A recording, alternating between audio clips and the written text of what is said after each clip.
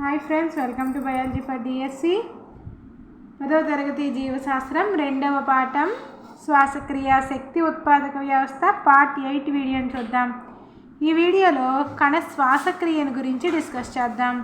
శరీరంలో జరిగే వివిధ జీవక్రియలకు అవసరమైన శక్తిని ఆహార పదార్థాలలో గల రసాయన బంధాలను విడగొట్టడం ద్వారా విడుదల చేసే వివిధ రసాయనిక చర్యల సమాహారాన్ని కణ శ్వాసక్రియ సెల్యులర్ రెస్పిరేషన్ అని అంటాం. శరీరంలో వివిధ జీవక్రియలు జరుగుతాయి కదా. ఈ జీవక్రియలు జరగాలంటే శక్తి అవసరం. ఈ శక్తిని ఆహార పదార్థాలలో గల రసాయన బంధాలను విడగొట్టడం ద్వారా విడుదల చేసే వివిధ రసాయనిక చర్యల సమాహారాన్ని కణ శ్వాసక్రియ. ఆహార పదార్థాలలో గల రసాయన బంధాలను విడగొట్టడం ద్వారా విడుదల చేసే అంటే శక్తిని విడుదల చేసే వివిధ రసాయనిక చర్యల సమాహారాన్ని ఏమంటాం? కణ శ్వాసక్రియ సెల్యులర్ రెస్పిరేషన్ అని అంటాం. జీవించి ఉన్న కణాలన్నీ శ్వాసక్రియను నిర్వహించాలి కదా. జీవించి ఉన్న కణాలన్నీ శ్వాసక్రియను నిర్వహించాలి. ఆక్సిజన్ సమక్షంలో శ్వాసక్రియ జరిగితే దానిని వాయు సహిత శ్వాసక్రియ అని, ఆక్సిజన్ సమక్షంలో శ్వాసక్రియ జరిగితే దాన్ని ఏమంటాము? వాయు సహిత శ్వాసక్రియ అని. ఆక్సిజన్ లేకుండా జరిగితే దానిని అవాయు శ్వాసక్రియ అని అంటారు. బ్యాక్టీరియాలలో జరిగే అవాయు శ్వాసక్రియను కిణ్వనము లేదా పులియుట అని అంటారు. బ్యాక్టీరియాలలో జరిగే అవాయు శ్వాసక్రియను ఏమంటాం? కిణ్వనము లేదా పులియుట, ఫెర్మెంటేషన్ అని అంటాం. ఈ కిణ్వనము లేదా పులియుటలో అంటే చర్యలో విడుదలయ్యే లాక్టిక్ ఆమ్లం వలన పదార్థాలు పులిసినట్లు అవుతాయి. బ్యాక్టీరియాలలో ఏంటి? కిణ్వనం అనే ప్రక్రియ జరుగుతుంది. కిణ్వనము లేదా పులియుట ఫెర్మెంటేషన్ అంటాం. ఈ కిణ్వనము లేదా పులియుటలో విడుదలయ్యే లాక్టిక్ ఆమ్లం అనేది లాక్టిక్ ఆమ్లం విడుదల అవ్వడం వల్ల ఆ కిణ్వనంలో పదార్థాలు పులిసినట్లుగా అవుతాయి అన్నమాట. జంతువులలో జరిగే అవాయు శ్వాసక్రియలో లాక్టిక్ ఆమ్లంతో పాటు కొద్ది మొత్తంలో ఏటీపీలు కూడా ఉత్పత్తి అవుతాయి. జంతువులలో జరిగే అవాయు శ్వాసక్రియలలో లాక్టిక్ ఆమ్లంతో పాటు కొద్ది మొత్తంలో ఏటీపీలు కూడా అవసరమవుతాయి. కేంద్రక పూర్వజీవులైన బ్యాక్టీరియాలలో కణ శ్వాసక్రియ కణద్రవ్యంలో జరుగుతుంది. కేంద్రక పూర్వజీవి అయిన బ్యాక్టీరియాలలో కణ శ్వాసక్రియ ఎక్కడ జరుగుతుంది? కణద్రవ్యంలో జరుగుతుంది. గుర్తుపెట్టుకోవాలి ఇది. కేంద్రక పూర్వజీవులైన బ్యాక్టీరియాలలో కణ శ్వాసక్రియ కణద్రవ్యం సైటోప్లాజంలో జరుగుతుంది. నిజకేంద్రక జీవులలో శ్వాసక్రియలో కొంత భాగమేమో కణద్రవ్యంలోనూ మరికొంత భాగం మైటోకాండ్రియాలోనూ జరుగుతుంది.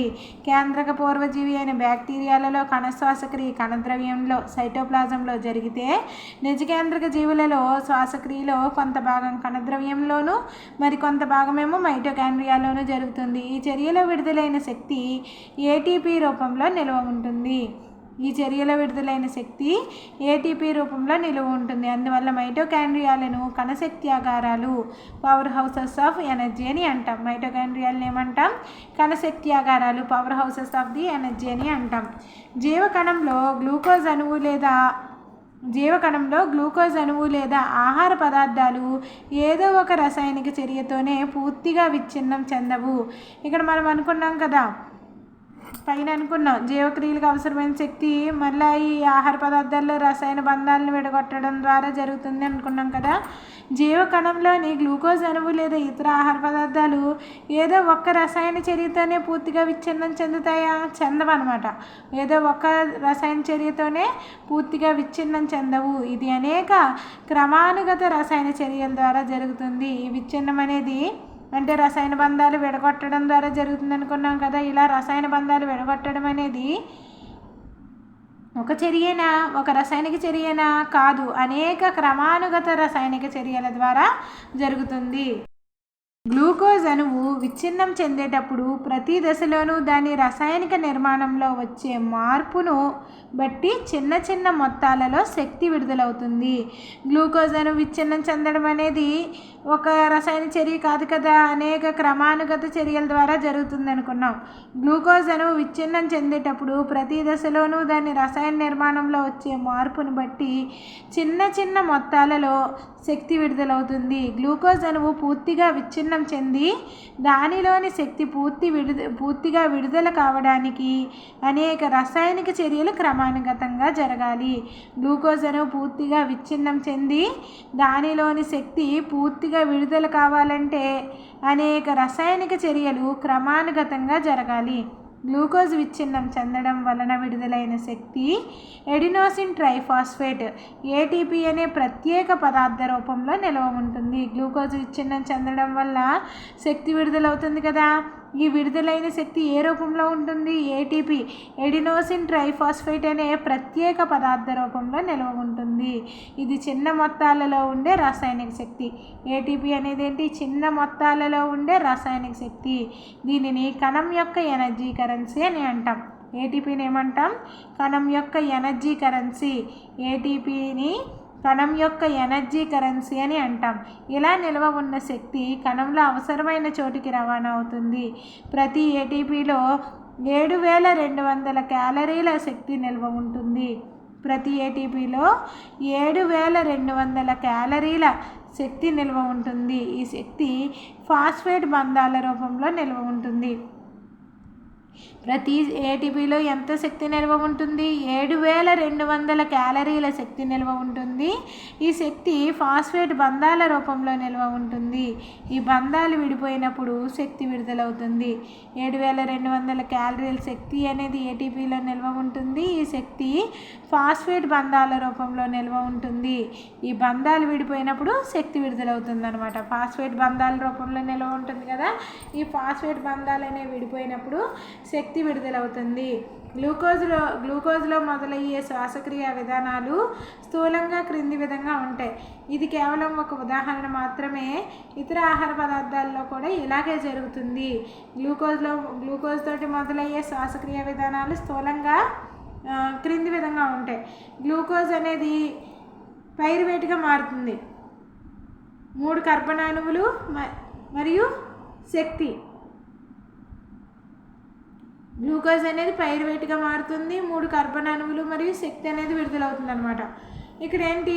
ఆక్సిజన్ తక్కువగా ఉన్నప్పుడు లేదా లేనప్పుడు అవాయు శ్వాసక్రియ జరుగుతుంది. కిణ్వనం అనేది జరుగుతుంది. కిణ్వనం అనేది బ్యాక్టీరియాలలో కిణ్వనం జరగడం వల్ల ఏం విడుదలవుతుంది? లాక్టిక్ ఆమ్లం విడుదలవుతుంది. కిణ్వనం జరగడం వల్ల బ్యాక్టీరియాలో లాక్టిక్ ఆమ్లము మరియు శక్తి విడుదలవుతుంది. ఈస్ట్ వంటి వాటిల్లో ఇథనాల్ మరియు కార్బన్ డైఆక్సైడ్ మరియు శక్తి విడుదలవుతుంది. అంటే కిణ్వనం అనేది 2 రకాలుగా ఉంటుంది అనమాట. బ్యాక్టీరియాల్లో లాక్టిక్ ఆమ్లం విడుదలవుతుంది. ఈస్ట్ వంటి సూక్ష్మజీవులలో ఇథనాల్, కార్బన్ డైఆక్సైడ్ శక్తి విడుదలవుతుంది. బ్యాక్టీరియాలలో లాక్టిక్ ఆమ్లము మరియు శక్తి విడుదలవుతుంది. ఆమ్లజని అంటే ఆక్సిజన్ సమక్షంలో జరిగే శ్వాసక్రియ ఏంటి? వాయు సహిత శ్వాసక్రియ. దీనిలో కార్బన్ డైఆక్సైడ్ మరియు నీరు మరియు శక్తి విడుదలవుతాయి. ఉదాహరణ మొక్కలు, జంతువులు. మనకన్నీ మొక్కల్లోనూ జంతువుల్లోనూ ఆక్సిజన్ సమక్షంలో జరుగుతుంది అన్నమాట వాయు సహిత శ్వాసక్రియ. నెక్స్ట్ మీకు తెలుసాలోని ఇంపార్టెంట్ ఇన్ఫర్మేషన్ని చూద్దాం. మొక్కలు, జంతువులు, సూక్ష్మజీవులన్నింటిలో శక్తి విడుదల కొరకు సాధారణంగా వినియోగించబడే పదార్థం గ్లూకోజ్. మొక్కలు, జంతువులు, సూక్ష్మజీవులన్నింటిలోనూ శక్తి విడుదల కొరకు సాధారణంగా వినియోగించబడే పదార్థం ఏంటి? గ్లూకోజ్. అన్ని జీవులలోనూ గ్లూకోజ్ 2 దశలలో ఆక్సీకరించబడుతుంది. మొదటి దశలో గ్లూకోజ్ అనేది 2 పైరువిక్ ఆమ్ల అణువులుగా విడగొట్టబడుతుంది. రెండవ దశలో ఆక్సిజన్ లభ్యమైతే పైరువిక్ ఆమ్లము, కార్బన్ డైఆక్సైడ్ నీరుగా ఆక్సీకరించబడుతుంది. దీనితో పాటు ఎక్కువ పరిమాణంలో శక్తి విడుదలవుతుంది. మనం పైన అనుకున్నాం ఇక్కడ మొక్కలు, జంతువులు, సూక్ష్మజీవులన్నింటిలో శక్తి విడుదల కొరకు సాధారణంగా వినియోగించబడే పదార్థం గ్లూకోజ్. ఈ గ్లూకోజ్ అనేది ఎలా మారింది? ఇక్కడ పైరువిక్ ఆమ్ల అణువులుగా విడగొట్టబడుతుంది. తర్వాత ఎప్పుడైతే ఆక్సిజన్ లభించిందో ఈ పైరువిక్ ఆమ్లం అనేది కార్బన్ డైఆక్సైడ్ నీరుగా ఆక్సీకరణం చెందబడుతుంది. దీనితో పాటు ఎక్కువ పరిమాణంలో శక్తి విడుదలవుతుంది. ఆక్సిజన్ లభ్యం కాని పరిస్థితుల్లో ఎలా అవుతుంది? పైరువిక్ ఆమ్లము ఇథనాల్ గాను లాక్టిక్ ఆమ్లంగాను మార్చబడి, పైన చదివాం కదా ఇక్కడ, ఇథనాల్ గాను లాక్టిక్ ఆమ్లంగాను మార్చబడి ఆక్సిజన్ సమక్షంలో జరిగే చర్యలలో కంటే 10వ వంతు శక్తి మాత్రమే విడుదలవుతుంది. ఇక్కడ ఆక్సిజన్ సమక్షంలో ఈ మొక్కలు, జంతువుల్లో జరుగుతుంది కదా, కార్బన్ డైఆక్సైడ్, నీరు మరియు శక్తి విడుదలవుతుంది. అయితే ఇక్కడ కిణ్వనము కానీ ఈ బ్యాక్టీరియాల్లో జరిగే లాక్టిక్ ఆమ్లం ప్రొడక్షన్ కానీ, ఈస్ట్లో జరిగే ఇథనాల్ ప్రొడక్షన్ కానీ, వీటిలో మామూలుగా జరిగే ఆక్సిజన్ సమక్షంలో జరిగే చర్యలలో కంటే 10వ వంతు శక్తి మాత్రమే విడుదలవుతుంది.